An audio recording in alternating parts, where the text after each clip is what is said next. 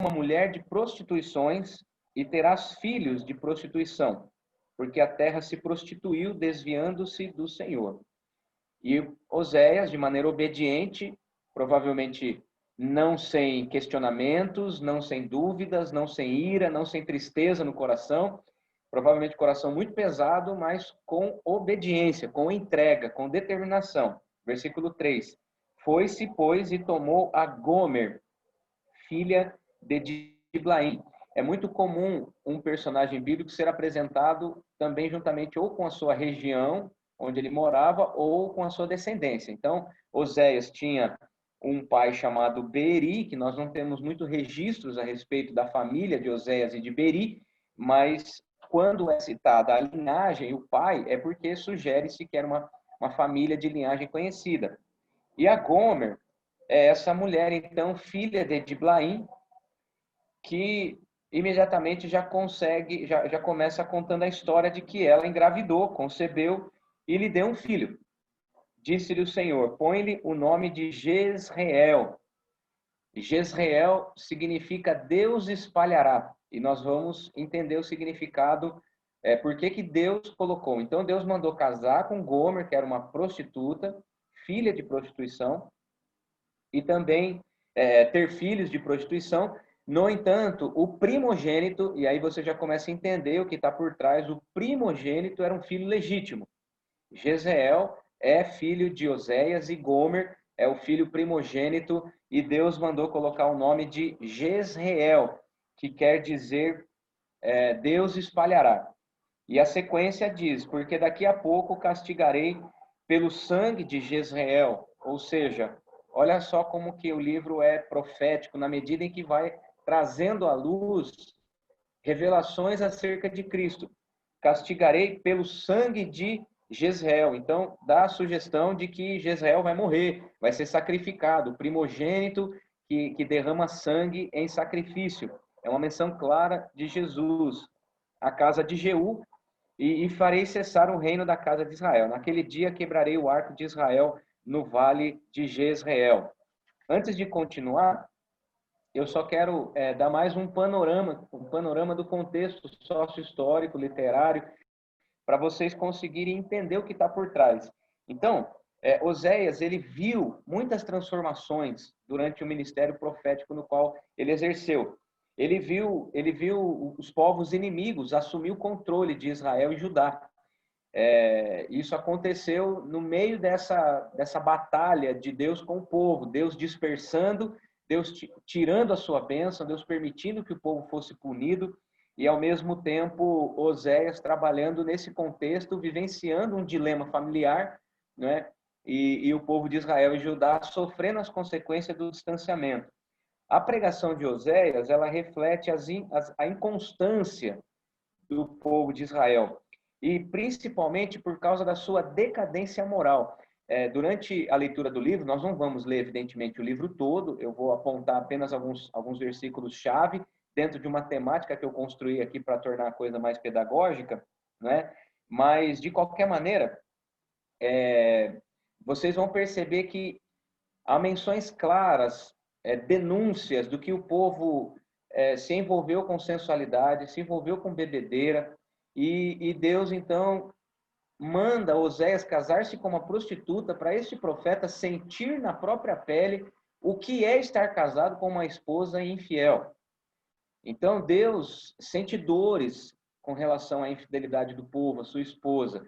Então, ele chama Oséias para casar com Gomer, para fazer um relato claro, fazer ele sentir, ele perceber, e a partir das suas percepções e sentimentos, escrever de forma contundente para o povo como dói ser traído, como dói ver o povo se acabando na imoralidade, na sensualidade, na bebedeira, se entregando para outros amores. Então, Israel estava em clara decadência moral e espiritual, porque além desses desvios morais, o povo também estava adorando o chamado Baal, que é um deus pagão, e era atribuída a ele toda a fertilidade da terra. E daqui a pouco nós vamos fazer um paralelo aqui com a tribo de Efraim, que é citada várias vezes aqui no livro de Oséias, e nós vamos ver que tem um trocadilho aqui na palavra Efraim, mas é uma expressão clara de que Deus está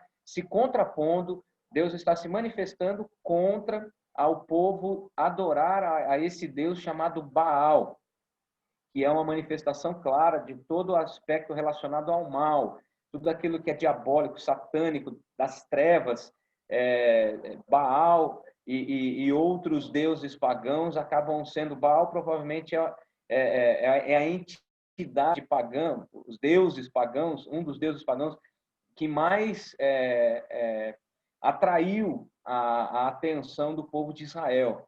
Então, assim, é interessante que o povo estava em decadência. E a antiga fé que eles tinham em Deus, essa que Oséias descreve de maneira paralela com esse amor conjugal, aquilo que era para ser um amor conjugal, um amor de fidelidade, um amor que nutre, um amor que supre, um amor belo, como deve ser uma relação conjugal, acaba se tornando uma relação de traição, uma relação de outros amores, e não por parte de Oséias, mas por parte da esposa, que representa claramente Oséias, Gomer, Deus, Israel e futuramente Jesus e a igreja. Então, essa analogia, essa metáfora que o livro utiliza é bastante significativo. Tem muita especulação por parte de alguns intérpretes, porque alguns chegam a afirmar que essa linguagem de casamento com uma prostituta fosse uma alegoria. E você que gosta de estudar a Bíblia, você já deve ter percebido que existem vários textos bíblicos que muita gente considera alegoria. Por exemplo, a criação, a Arca de Noé, Jonas na barriga do peixe, o sofrimento de Jó.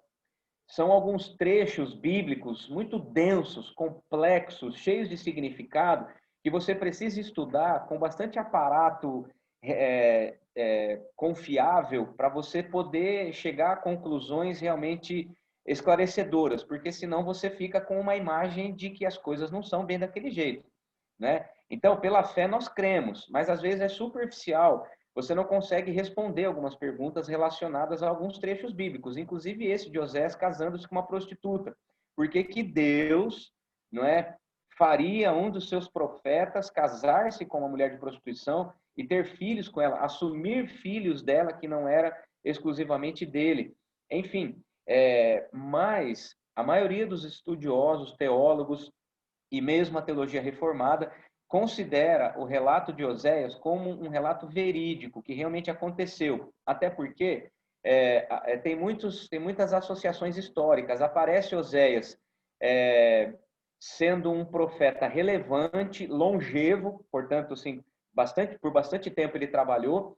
Aparece a linhagem dele, aparece o nome da esposa, o nome dos filhos, o nome do sogro.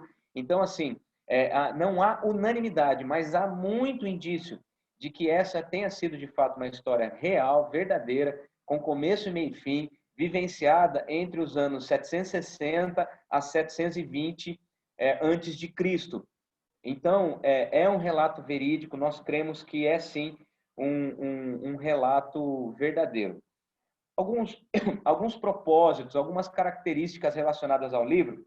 A primeira delas é que Oséias, ele enfatiza a soberania de Deus, tanto que quando Deus chama Oséias para casar-se com uma prostituta, ele obedece imediatamente. Diferentemente de outros profetas, como Jeremias e Isaías, por exemplo, Moisés, no Antigo Testamento, lá, né, os nossos patriarcas, no início do ministério profético, muitos profetas, eles se justificaram, né?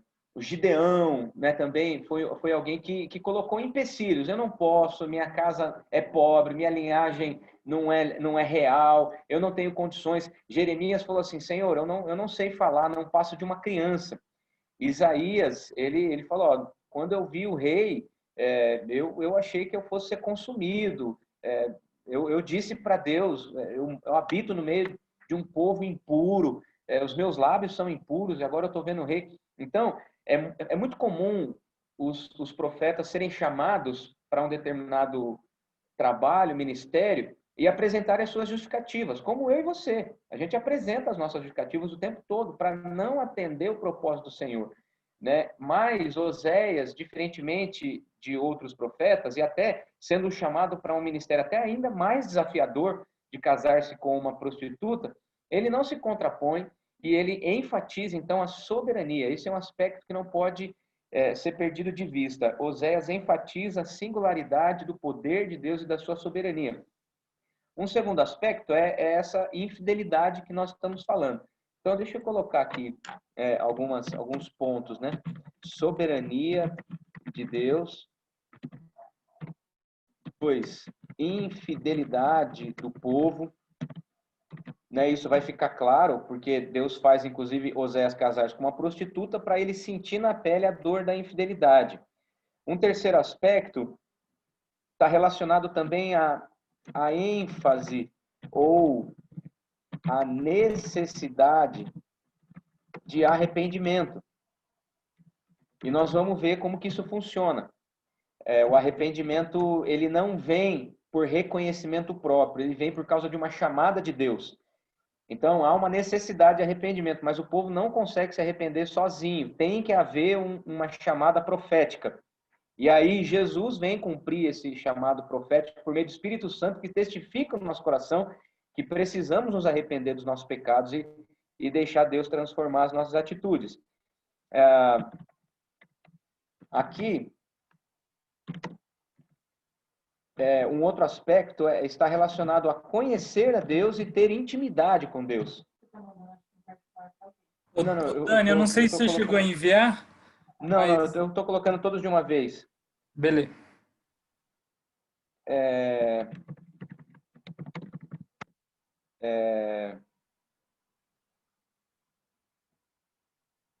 Prostituição como confusão espiritual. Eu vou colocar esse termo. Então, esses são os 5 aspectos que resumem o livro de Oséias. A soberania de Deus, a grandeza de Deus, o relato de que Deus foi quem tirou o povo do Egito, tirou do deserto, sustentou o povo no deserto, sustentou com a produção do campo, mas a infidelidade do povo, ela é tão grande que fez então Deus fazer um de seus profetas casarem com uma prostituta, a necessidade de arrependimento. Há uma diferença entre conhecer a Deus e ter intimidade com Deus. Nós vamos ver isso também ao longo do nosso estudo. E em quinto lugar, a prostituição fruto de confusão espiritual. Esses dias eu estava conversando com um pai em especial que estava compartilhando uma luta e ele estava dizendo que tem ouvido falar alguns adolescentes dizendo que querem experimentar uma vida de homossexualidade, mas ele estaria disposto a manter-se virgem até o casamento e casar-se com um menino, casar-se com um menino e ter relação sexual só depois do casamento. Isso, na minha percepção, é fruto de uma confusão espiritual muito grande.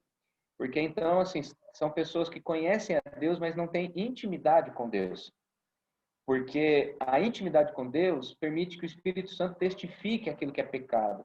Então, assim, o tema não é homossexualidade, eu não vou me alongar, não é o fator. Eu até acho, alguns de vocês já sugeriram várias vezes aqui para a gente voltar a falar sobre homossexualidade, talvez a gente possa voltar nas próximas semanas.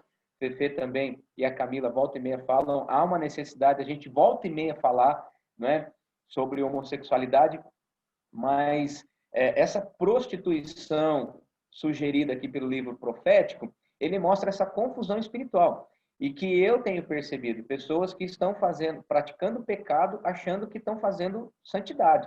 Então você vê a ponto de dois meninos quererem casar, jurar amor um para o outro, mas se comprometerem a ter relação sexual só depois do casamento.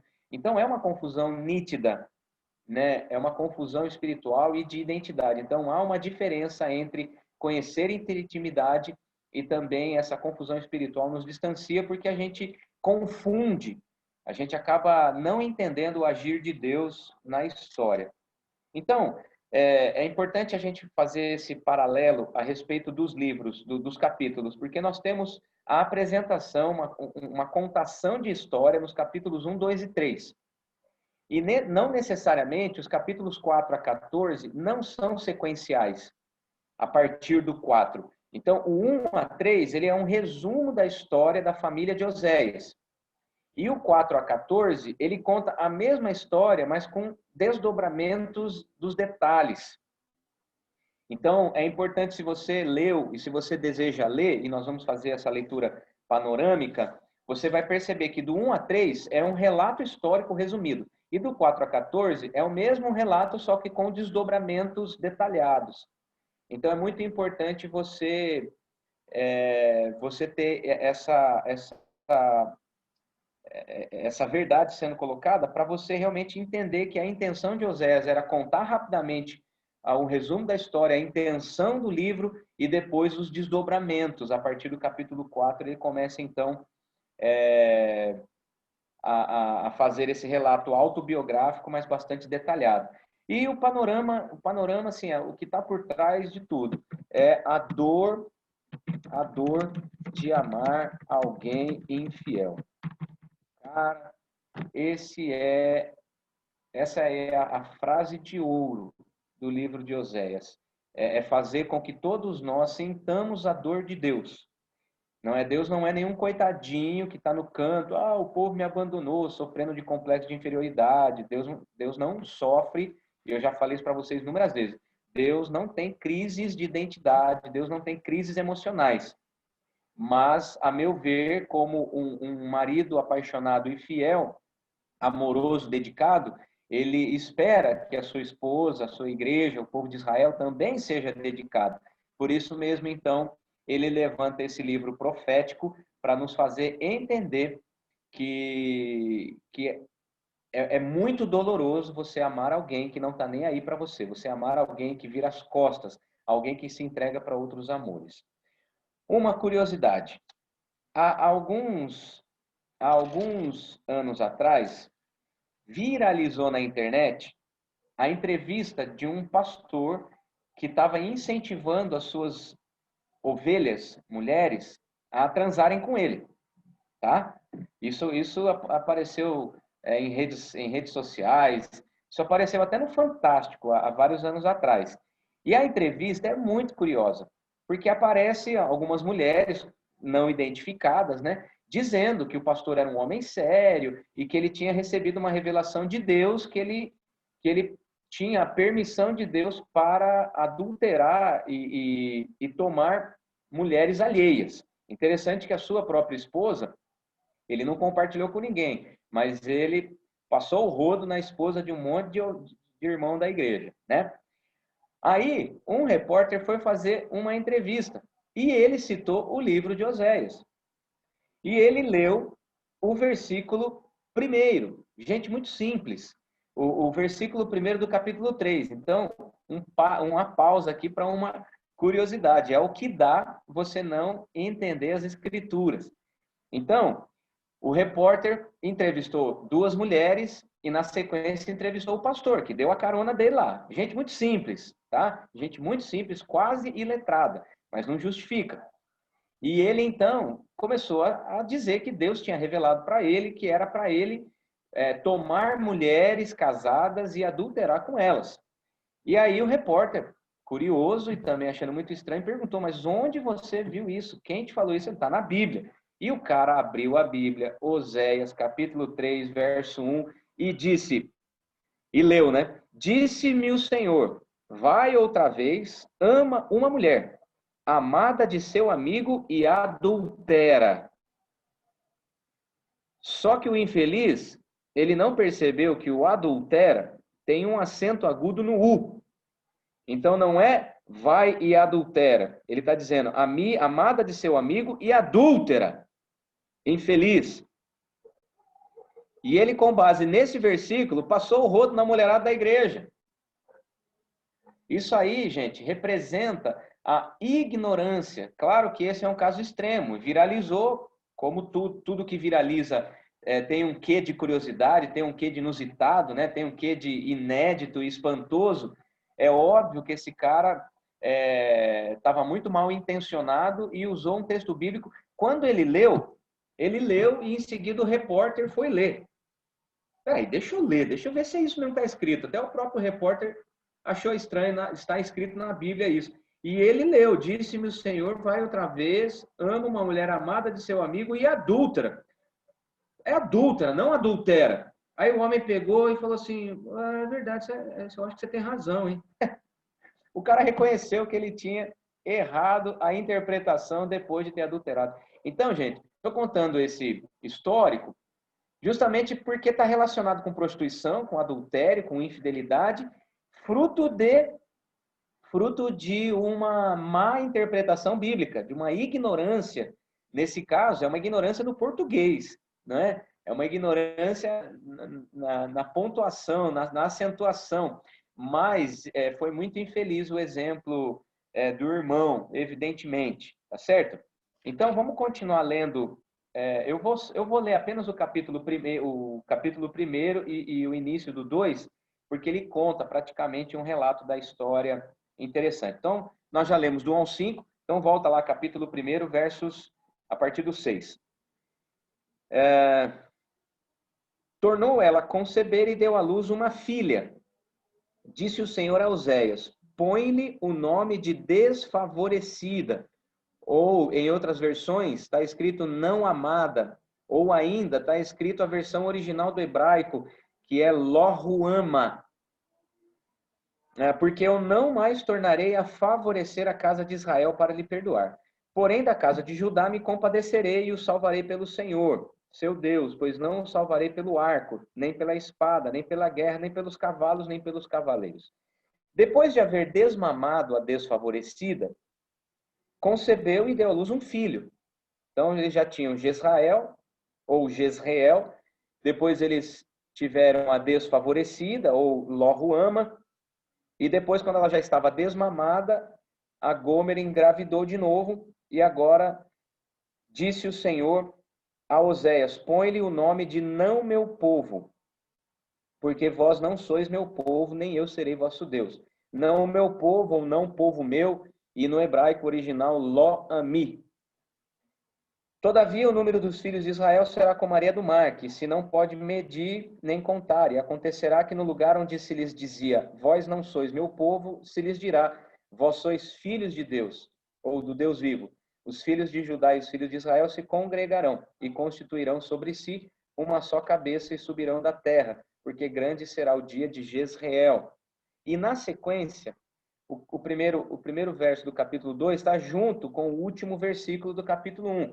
Ele diz assim, chamai a vosso irmão, meu povo, e a vossa irmã, favor. Então, a história sugere que Jezreel era o primogênito e filho legítimo. E depois ela teria concebido de outros homens o seu segundo e terceiro filho. No caso, a desfavorecida e o não meu povo. Mas, olha que palavra profética que aparece aqui. Grande será o dia de Jezreel. Então, Jezreel é um anúncio profético de Jesus, que eu já li lá a respeito do sangue, né, no versículo 4. E logo na sequência, ele já está anunciando profeticamente o que vai acontecer com a desfavorecida e o não meu povo. Então, versículo 1 do capítulo 2, chamai a vosso irmão meu povo. Então, ele está dizendo, agora está falando para Jezreel, chamai a vosso irmão. Então, quem que é irmão? Não é Oséias. Oséias é pai. Então, Deus está se dirigindo a Jezreel, por meio do profeta Oséias, que é seu pai. Ele está dizendo, chamai a vosso irmão, meu povo. Então, de maneira profética, quem não é povo, você chama profeticamente, você há de ser meu povo. E a desfavorecida, você profeticamente chama ela de favor, ou favorecida.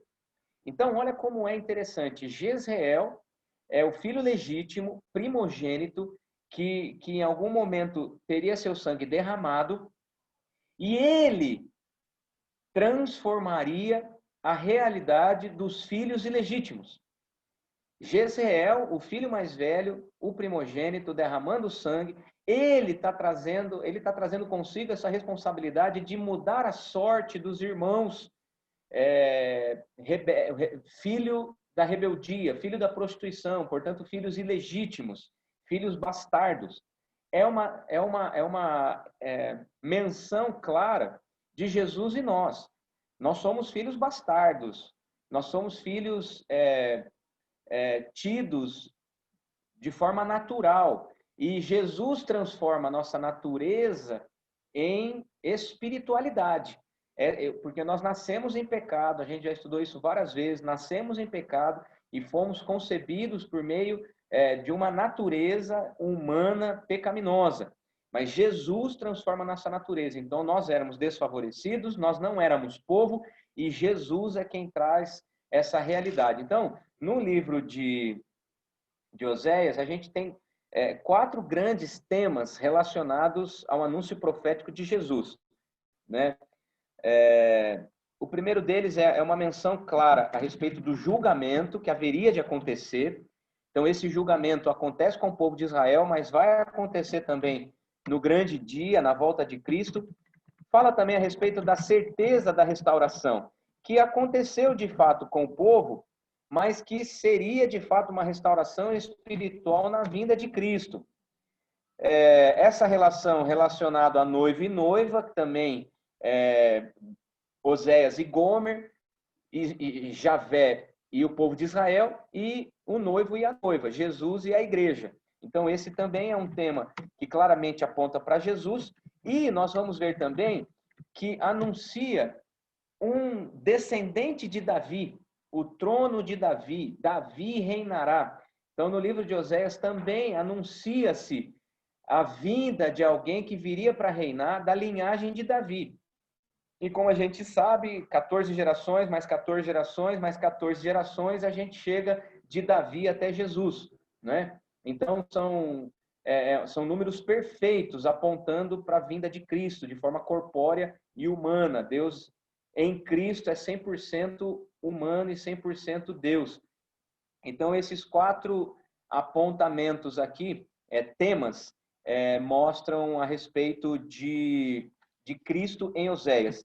E entre os personagens, há uma versão clara de que Jezreel é uma versão de Jesus. O não meu povo, que depois é chamado de meu povo, que é o tal do Lo-Ami, é uma versão de Israel. E nós vamos ver isso daqui a pouco. E a desfavorecida, que depois é transformada em favor, que é uma clara menção de Lo-Ruama, representa Judá. Tá certo? Ali está La-Ami, mas é Lo-Ami. Tá certo? Então, é importante a gente ter esse panorama histórico, porque você já consegue, com essas informações, você consegue ler Oséias e ter uma compreensão muito mais ampla, muito mais profunda, muito mais verdadeira e próximo daquilo que realmente Deus gostaria que nós absorvêssemos com essa carta profética. Então, eu vou, a partir de agora, então, não ler todos os textos, mas, evidentemente, eu vou fazer um paralelo com a nossa realidade. Então, alguns ensinamentos. Nós vamos ler alguns versículos que representam as nossas atitudes diante do Senhor. Dani, Nossas atitudes diante de Deus. Pode. Uma das perguntas que chegaram é justamente sobre essa não amada, né? No versículo 6, Deus dá o nome de não amada. Tipo, que dó da menina, né? Do menino, sei lá. Deus parece... a não amada é menina. Menina. Deus nesse episódio parece ser mal se você pensar numa perspectiva individual da menina se chamar mal amada. Então, perguntaram aqui. Imagina que triste você perguntar para a menina, qual que é seu nome? Ela falar mal amada, não amada. Uhum. Então, tipo assim, como mudar essa perspectiva? Porque Deus não é um Deus mau. Então, tipo assim, ele pensava num povo, ele pensava de maneira individual, ele se preocupava com ela. Como mudar essa perspectiva? Porque, e inclusive, muitos relatos, né, do Antigo Testamento, muita gente acha que Deus era um Deus mau. Então, como uma dica aí para mudar essa perspectiva?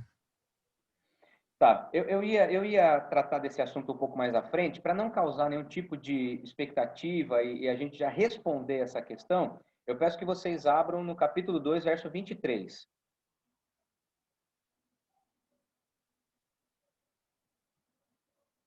Já tem uma resposta clara a essa questão. Oséias 2:23 vai dizer: semearei Israel para mim na terra e compadecer-me-ei da desfavorecida. E a não meu povo direi: tu és o meu povo. Ele dirá: tu és o meu Deus. Então, todas as vezes que você ler uma passagem e você tiver a sensação de que Deus está sendo mal, você precisa ver o desfecho da história e o significado profético que está por trás. Porque senão você corre o risco de tirar o texto de seu contexto e a própria explicação da restauração está no contexto. Se você tirar o texto do contexto, você mata o significado. Então, se a gente lê o capítulo 1 e vai dormir, a gente vai achar que Deus é um mau caráter. Mas perceba, há uma intencionalidade de Deus. Para que ele deixaria um profeta casar com uma prostituta? Imagina, coloca-se você no lugar de Oséias, tá certo? Então, por que Deus não faz isso hoje? Porque ele enviou Jesus para resolver todos os nossos problemas relacionados ao pecado. Então, isso aconteceu no Antigo Testamento para ensinar o povo, para mostrar ao povo que tinha solução o tempo todo. Deus não se desviou da sua aliança, Deus não descumpriu a sua aliança. Quem descumpriu foi Israel e Judá. Então, é importante a gente dizer assim, que às vezes Israel, em alguns contextos, representam apenas os reinos do norte. Portanto, aqui, em alguns lugares de Oséias, como ele atuou no norte, é possível que Israel seja uma parte do povo, enquanto que Judá representava os reinos do sul. Mas aqui, o significado implícito e explícito é que Israel e Judá significa os dois povos na totalidade deles. O povo de Israel no geral, tá certo? Embora norte ficou como Israel e o sul Judá, depois aqui a gente vai ver que há uma unificação. Ó, eu ia falar sobre isso adiante, mas para dar mais liga na conversa, olha o capítulo 3, verso 5. Depois tornarão os filhos de Israel e buscarão ao Senhor seu Deus e a Davi seu rei, e nos últimos dias... Opa, não é aqui. Peraí. Ah, é o 1:11. 1:11. Está no mesmo lugar aqui geográfico da minha Bíblia, mas é na página anterior. Oséias 1:11. Os filhos de Judá e os filhos de Israel se congregarão e constituirão sobre si uma só cabeça e subirão da terra, porque grande será o dia de Jezreel. É um anúncio claro, profético a respeito do Messias.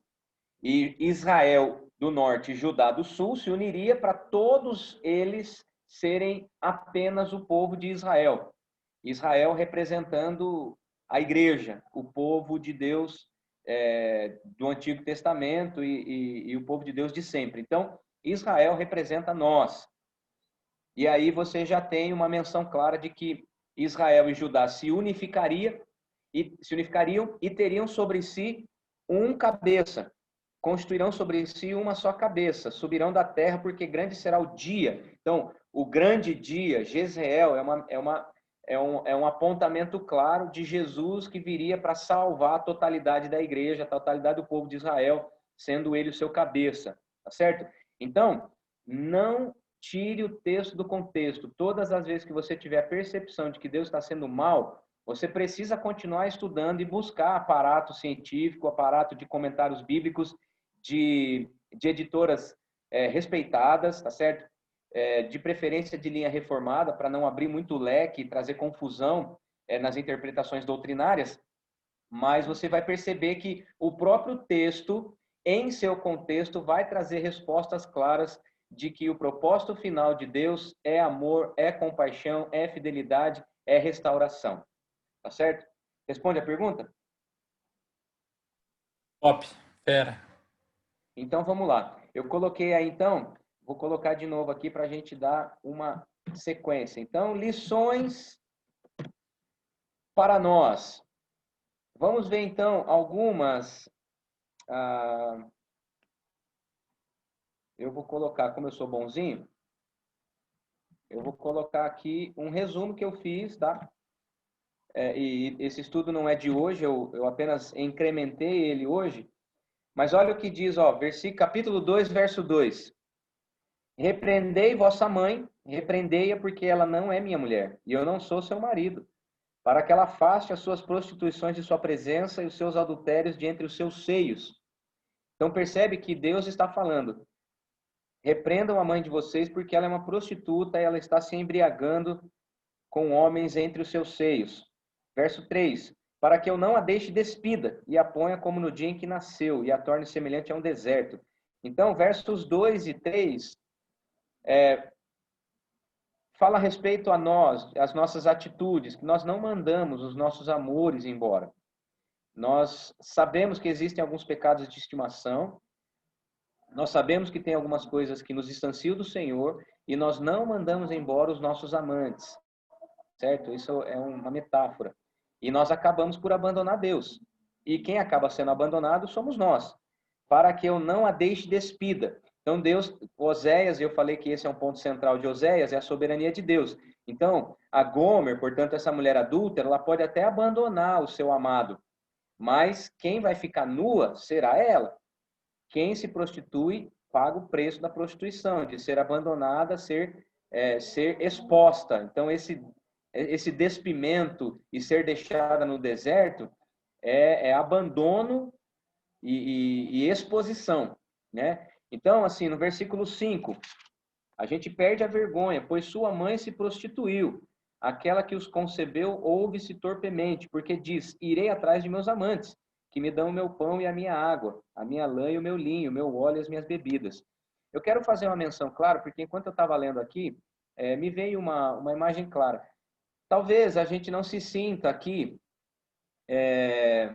atraído, ou mesmo a gente não acha que esse texto é para nós. Estou falando do versículo 5. Irei atrás de meus amantes, que me dão o meu pão e a minha água, a minha lã, o meu linho, o meu óleo e as minhas bebidas. Para nós, talvez a gente não vai aqui, né, atrás de pessoas ou de amantes, né, do ponto de vista literal, né, que dão pão, que dão a água, que dão linha, mas a gente vai atrás de pornografia que traz alívio, por exemplo, na tensão sexual. A gente vai atrás de sexo ilícito, a gente vai atrás de curtidas do Instagram, por exemplo. Isso é prostituição.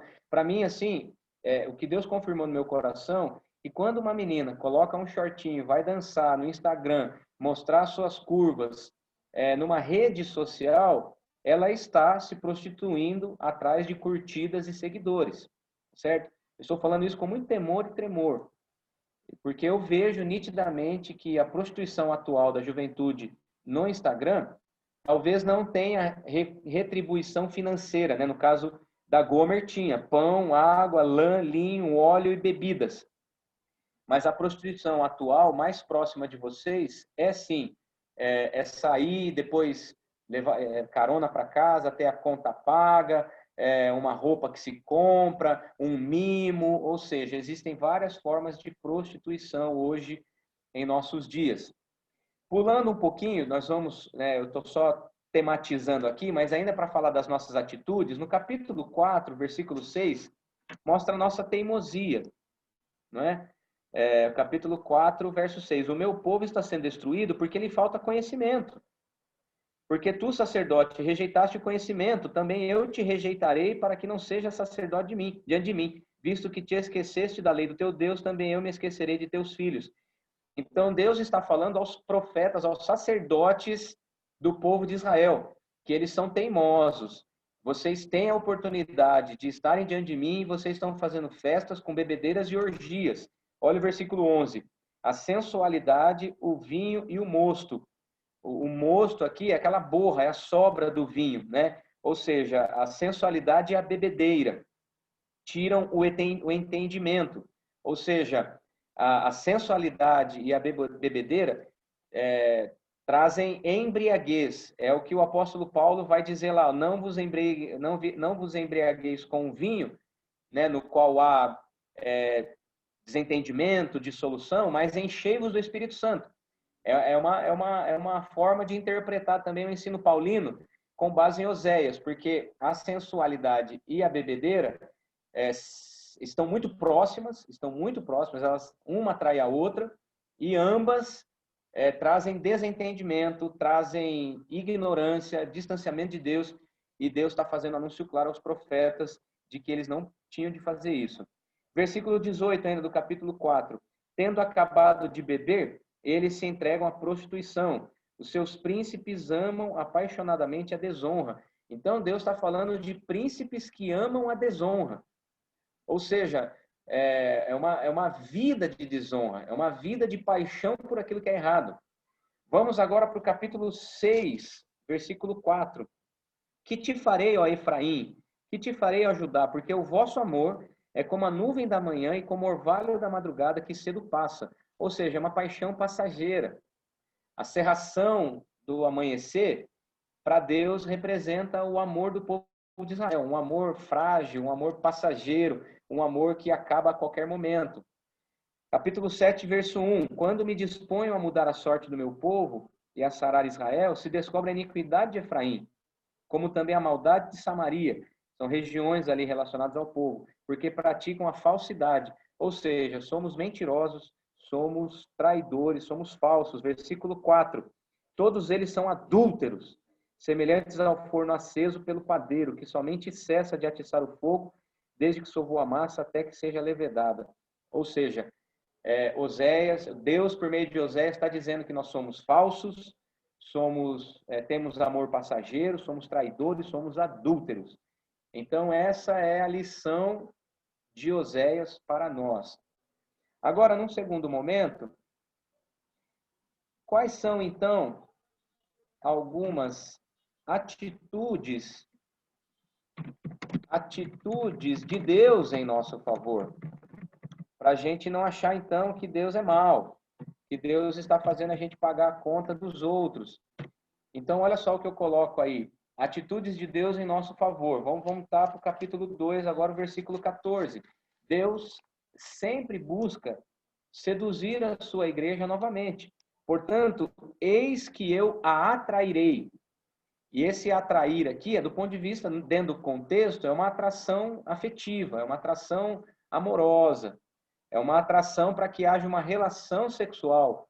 Então, Deus sempre busca seduzir novamente a sua noiva para que haja intimidade. Né? Então, é o que diz aí o versículo 14. Versículo 15. Né? Eu lhe darei dali as suas vinhas e o vale de Acor. Esse vale de Acor é uma metáfora, uma espécie de vale de problemas. Né? Lhe darei dali as suas vinhas e o vale dos problemas, o vale da desolação, como porta de esperança. Então, Deus se dispõe a nos buscar, nos seduzir novamente, e Ele se dispõe a transformar a desgraça em esperança. Esse vale de Acor em porta de esperança é uma transformação, é Deus aplainando os caminhos. Né? E o versículo 16, ele quer ser chamado de marido.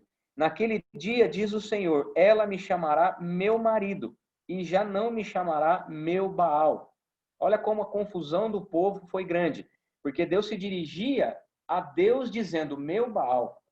Então Deus quer seduzir para que haja intimidade, essa intimidade é conhecimento, é fusão, é a cópula necessariamente dita, é a relação sexual que representa o ápice da intimidade de um homem e de uma mulher, portanto o marido com a esposa, Deus e a igreja, o noivo e a noiva, e ele quer ser chamado de marido. Naquele dia, diz o Senhor, ela me chamará meu marido. Deus quer ser chamado de marido, né? E deseja que sejamos sua legítima esposa. Versículo 19. Desposar-te-ei comigo para sempre. Desposar-te aqui, na verdade, é romper a virgindade, né? Desposar-te-ei comigo em justiça e em juízo, em benignidade e em misericórdias. Desposar-te-ei comigo em fidelidade e conhecerás ao Senhor. Então, olha quanta coisa que Deus está prometendo, caso nós sejamos de fato sua esposa leal. Justiça, juízo, benignidade, misericórdia, tudo isso no versículo só. Fidelidade e intimidade. Agora, se vocês forem perceber, algumas dessas palavras, elas são muito semelhantes ao fruto do Espírito. Amor, paz, alegria, longanimidade, benignidade, mansidão, domínio próprio. Então, quando há uma intimidade, é a fusão do esposo com a esposa, marido com a mulher, noivo com a noiva, mas é também o casamento perfeito do Espírito Santo com o redimido, com o novo convertido. Então, é uma relação de intimidade. O Espírito Santo, ele entra em nós de maneira definitiva para nos dar essa consciência de que somos esposa e que somos chamados para uma relação de fidelidade. Então, é o Espírito Santo em nós. Por isso que era tão difícil para o povo de Israel se manter fiel, porque não havia ainda a presença do Espírito Santo que testificava dentro que somos filhos. Então, eles se confundiam na caminhada. Então, olha o perigo. Eu quero agora, especificamente nesse texto, mostrar aqui os perigos, a terceira lição, perigos do distanciamento do Senhor, representado aqui por Oséias, capítulo 9, versos 10 a 17. E eu convido você, então, para abrir lá, porque aqui tem... como eu disse, o texto ele vai e vem, né? Porque ele vai se aprofundando, não é necessariamente um cronograma, mas aqui então nós temos nesse texto os perigos do distanciamento. Lá no capítulo 9, versos 10 a 17. Achei a Israel como uvas no deserto. Vi a vossos pais como as primícias da figueira nova. Ou seja, Deus olhou para o povo entendendo o seu potencial, o que eles poderiam produzir caso saíssem da escravidão do Egito e fossem rumo à terra prometida. Mas eles foram para Baal Peor, que é então o nome dessa... É uma dolorosa referência ao local onde os... Baal Peor é um local onde eles passaram a adorar Baal. Então, essa referência de Baal Peor é uma metáfora, é uma ironia que o autor está dizendo. Mas eles foram para Baal Peor. Então, o povo foi intencionalmente para o lugar onde se desviaram e se tornaram infiel, e se consagraram à vergonhosa idolatria, e se tornaram abomináveis como aquilo que amaram. Quanto a Efraim, agora, deixa eu te falar uma curiosidade aqui a respeito de Efraim. Efraim é uma das 12 tribos de Israel, é um dos filhos de Jacó, da descendência de Jacó. E quando a gente vê Efraim, a gente não entende por que ele cita Efraim. Porque a palavra Efraim no hebraico, ele é muito similar a um trocadilho, a uma palavra no hebraico que quer dizer duas vezes fértil. A pronúncia do nome Efraim é muito semelhante a pronúncia de uma palavra que soa que uma coisa é muito frutífera. Então, ironicamente, Efraim aqui é colocado como alguém que é infrutífero, né? E sendo que a pronúncia do nome Efraim soa como duas vezes frutífero. Deu para entender? Né? Quanto a Efraim, a sua glória voará como a ave. Não haverá nascimento, nem gravidez, nem concepção. Então, o que era para ser frutífero está estéril. Ainda que venham a criar seus filhos, eu os privarei deles, para que não fique nenhum homem. É o distanciamento dos filhos. Ai deles, quando deles me apartar. Efraim, como planejei, seria como tiro, plantado num lugar aprazível. Mas Efraim levará seus filhos ao matador. Dá-lhes, ó Senhor, o que lhe darás? Dá-lhes um ventre estéril e seios secos. Olha só o perigo do distanciamento. Esterilidade e infertilidade, não é? Sequidão. Toda a sua malícia se acha em Gilgal.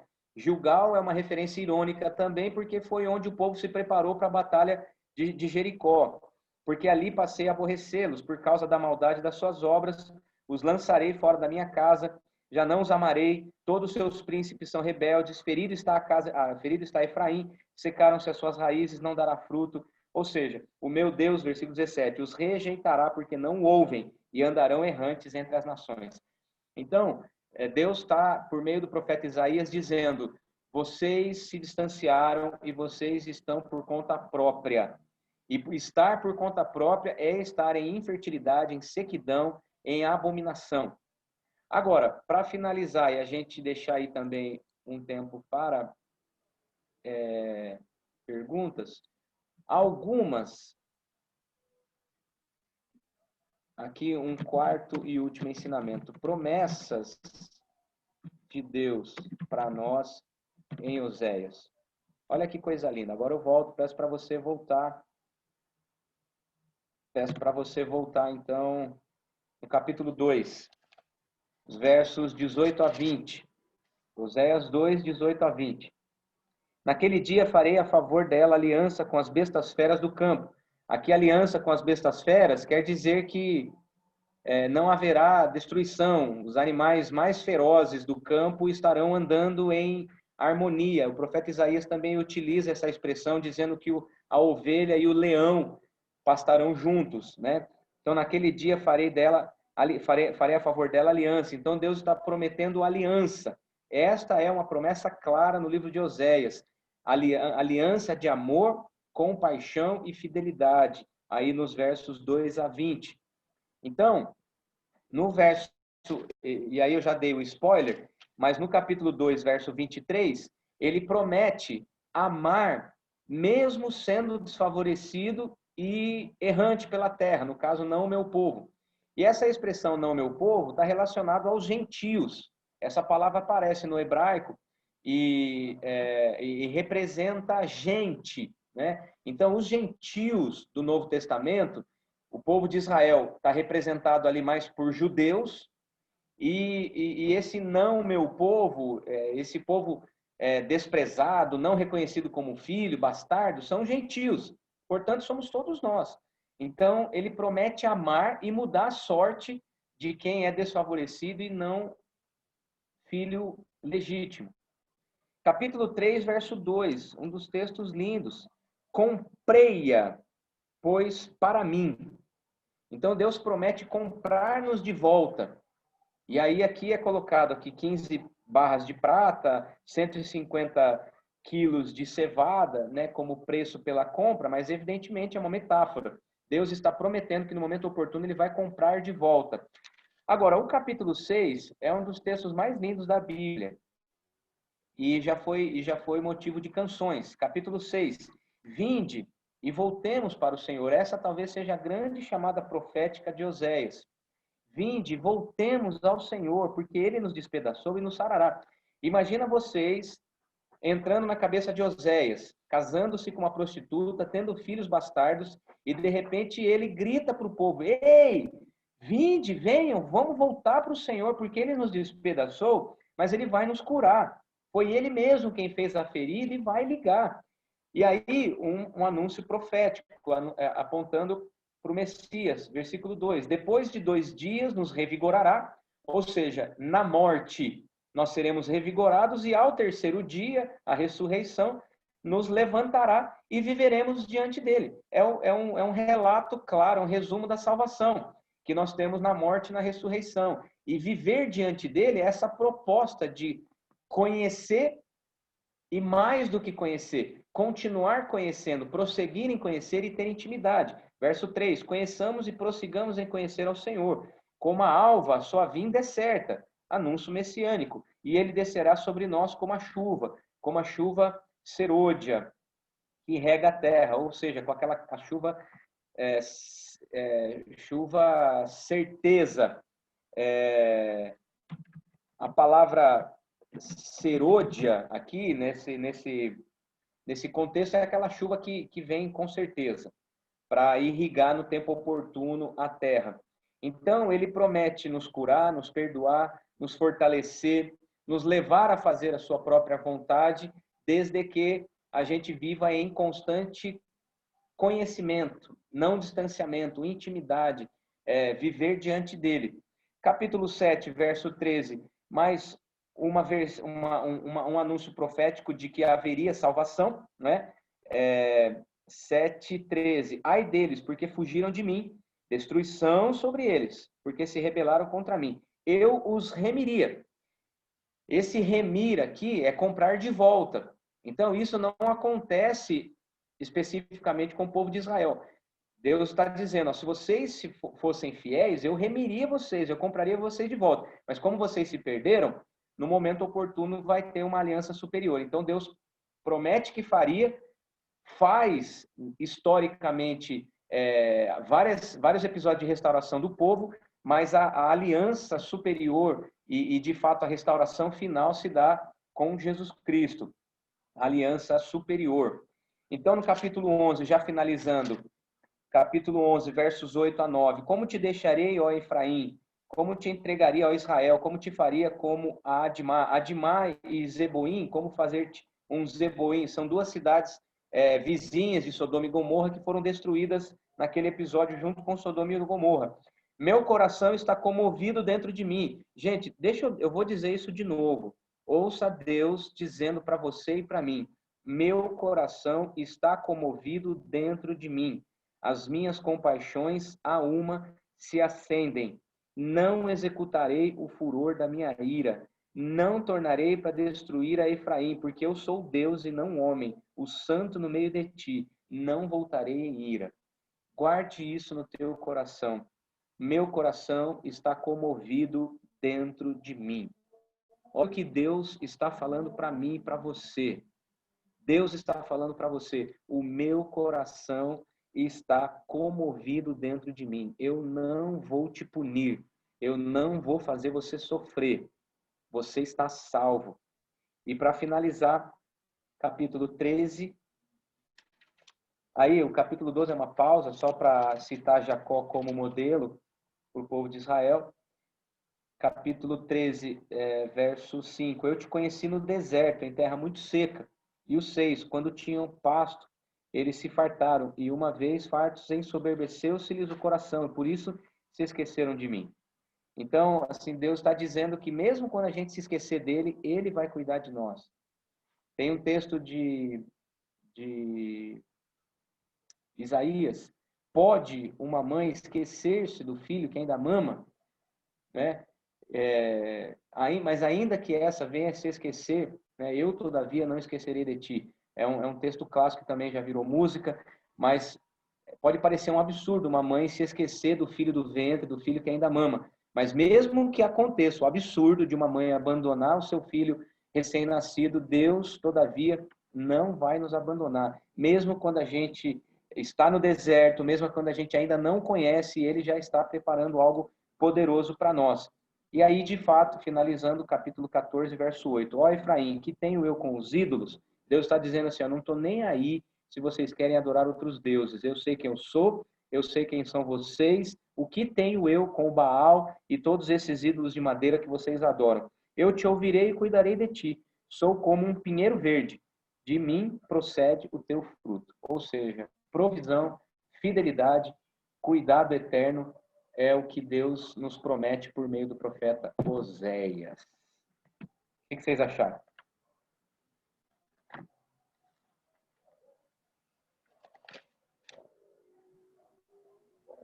Milhões de manifestações, como sempre. Mas eu fico, assim, particularmente, eu fico muito apegado a essa questão da fidelidade de Deus mesmo. De, tipo, mesmo nós sendo, tipo, somos infiéis sempre, a gente sempre... A questão do pecado mesmo, a gente foge de Deus e ele permanece fiel, nos mantendo firmes, assim. Então, é isso que eu fico de cara, assim. A graça, né? Tipo, não faço nada para merecer e Deus está lá mantendo a gente em pé. Para mim, histórias como essa, igual você falou, né? Aponta muito para Jesus na cruz, né?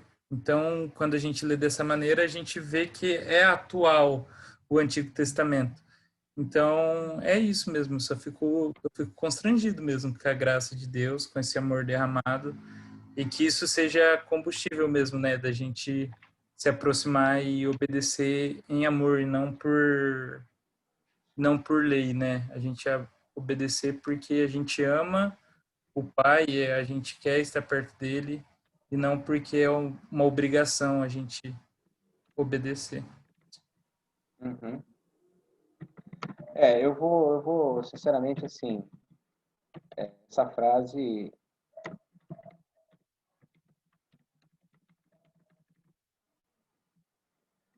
essa frase aqui é muito top, né? Eu coloquei aí em destaque, para vocês guardarem isso no coração. Olha que fofo, né? Hoje a gente admira, né, as menininhas no videozinho que fala sobre suicídio, a gente se a gente se encanta com gatinhos, a gente se encanta com muita coisa boa que a internet está produzindo, coisas úteis, coisas que nos acalmam, coisas que nos motivam. Mas dentro de tantas motivações, tantas coisas, tantas manifestações, ouça Deus te dizendo isso. Meu coração está comovido dentro de mim. As minhas compaixões se acendem, todas de uma vez. Alguém pode ler aí na NTLH? Alguém está com a NTLH aberta aí? Ou outra versão, NVT, NAA, NVI, a mensagem. Alguém lê aí, por favor, em outras palavras, Oséias 11:8? Só a última parte.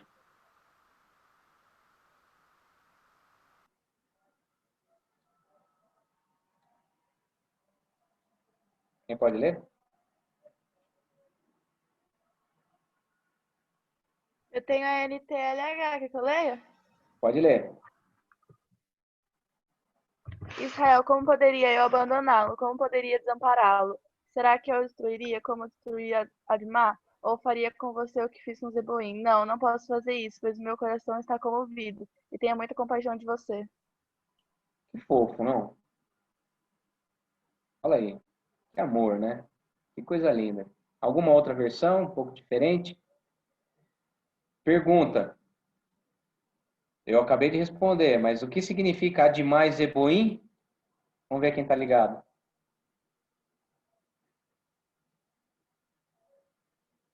Eu falei agora, é mesmo. Admá e Zeboim, o que significa? Ah, meu Deus do céu. Ó, o cara do Camarguinho ali, ó. Meu coração está entristecido, despertou-se toda a compaixão.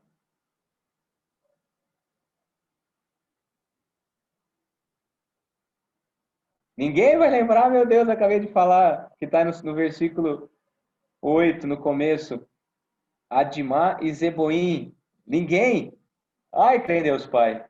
Metade que eu falei, vocês não entenderam, então. A terra? Qual terra? Não é a terra de Admá e Zeboim, não? Sim, são duas terras, mas que terras são essas? Eu expliquei agora há pouco. E já tinha me pegado nessa partinha, hein? Judei e As Gamália. Fala mais alto. Ah, com Sodoma e Gomorra? quem que é? A Ana ou a Maju? Ana? É. Ana Ana, Veiga. lindeza. São cidades vizinhas de Sodoma e Gomorra que foram destruídas naquele episódio lá, junto com Abraão. A terra da família de Ló. A braba. É isso mesmo, Aninha. Maravilha, minha gente. O que mais? 9:55, nosso objetivo é assim, sempre finalizar perto de 10 horas, para vocês dormirem, estudarem, as provas, para quem está estudando aí, tem uma galera que já está em prova essa semana, Gia Araújo, pelo jeito, está em prova, meteu a mão na cabeça. Ô Dani, uma pergunta. Sim. Em relação a toda a questão da prostituição e tal, porque tem gente que fala sobre, posso usar roupa curta, o corpo meu, né? Meu corpo, minhas regras, posso sair pegando geral, posso... Assim, as pessoas têm uma dificuldade de, digamos assim, base bíblica para isso. Às vezes quer achar brecha. A gente pode, é correto usar desse episódio para, entre aspas, ditar um... Não é ditar, mas falar que isso é pecado? Igual você falou, são diferentes a prostituição hoje, ela é diferente do jeito que acontecia lá atrás. Sim.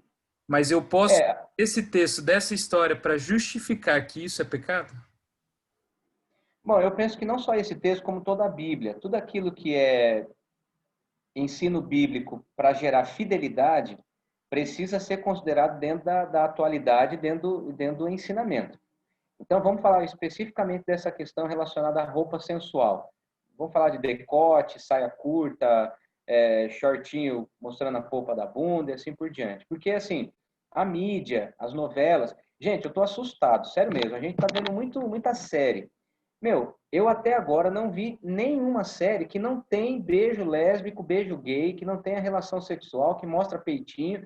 Meu, e alguns que são de censura 12 anos, meu, na minha época era censura 18 anos, me desculpe. Então, há um esforço muito grande da mídia de banalizar a relação sexual, banalizar o corpo humano. Então, assim, essa coisa de meu corpo, minhas regras, é mais um ensino cultural que não vai contra, que vai contra a palavra.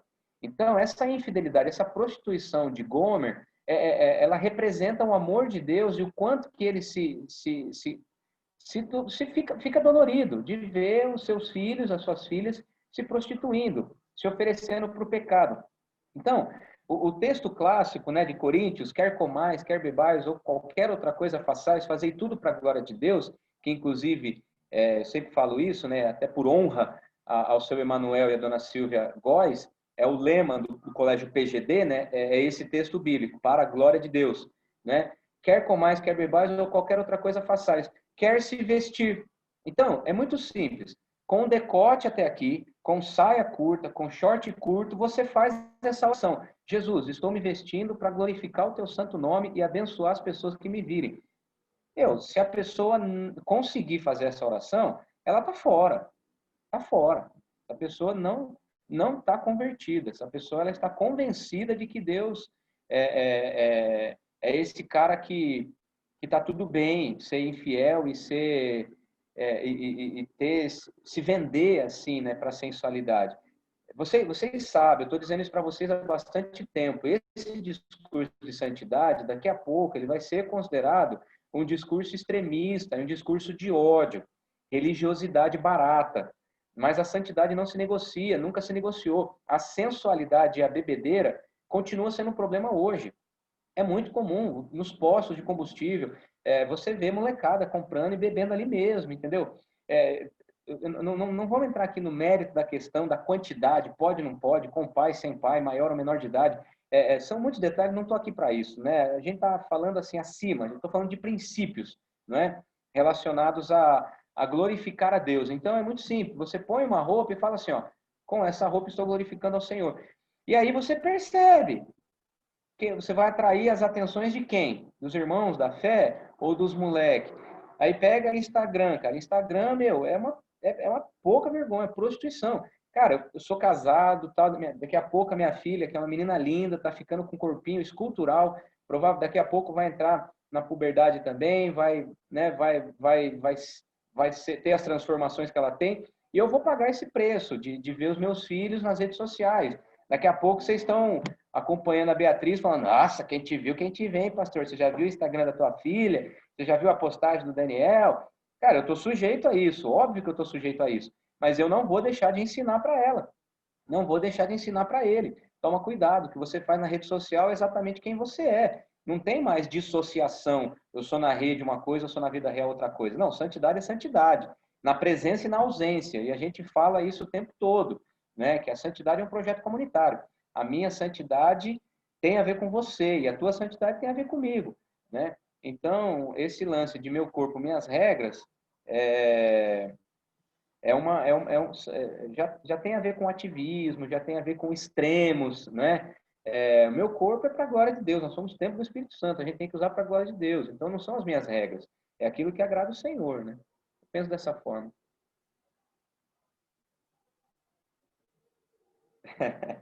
Exército é pouco.